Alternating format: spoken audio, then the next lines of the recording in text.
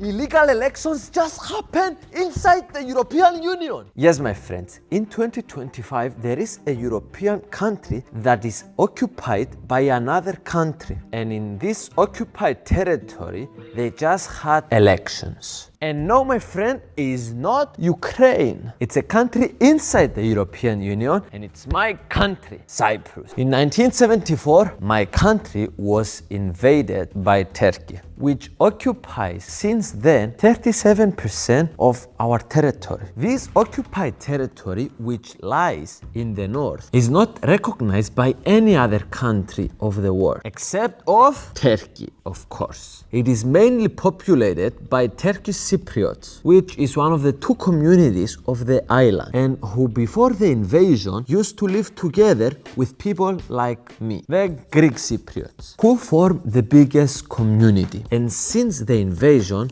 we are forced to live exclusively in the south. In this occupied territory in the north, Turkish Cypriots have established in 1983 an unrecognized pseudo-state with a pseudo-government that is elected with elections that are actually illegal. We call them illegal because they are not recognized by the government of Cyprus or any other government in the entire world, except Turkey, of course, again. So yes, my friends, the 19th of October, so-called presidential elections happen in the occupied areas of the north. And even though these elections are illegal and no one recognizes them, it's an event we can't ignore because it's something that directly affects the future of my country and, of course, the European Union. Even though we don't recognize the winner of the elections as the real president, the truth is that Cyprus and other countries, even the United Nations, treat the winner as the de facto leader of the Turkish Cypriots, which is very important because it means that this person officially represents the Turkish Cypriot community in the negotiation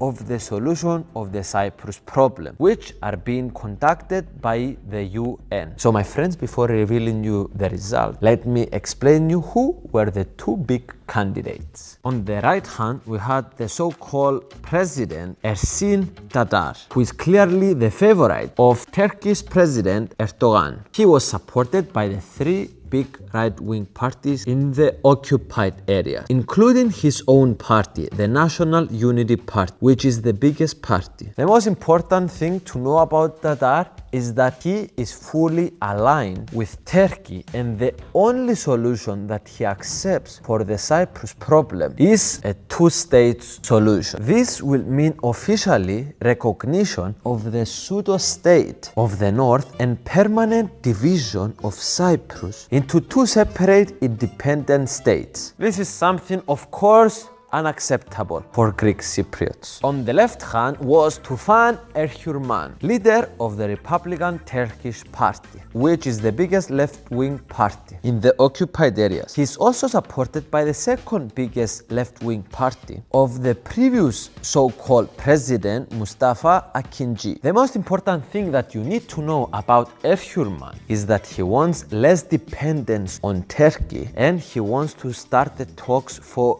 reunification of the island.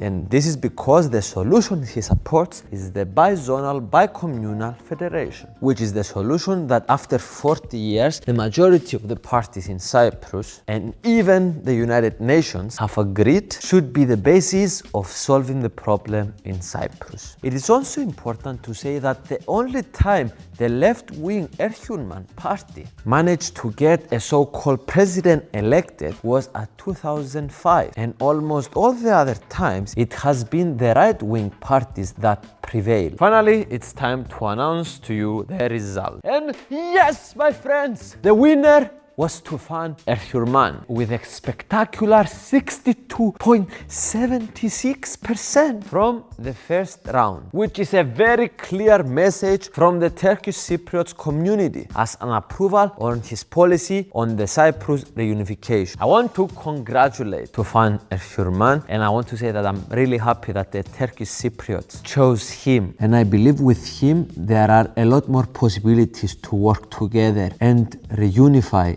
our country, which will be the best for both communities, Turkish Cypriots and Greek Cypriots. It's been 51 years since we are divided. It's time to get back together.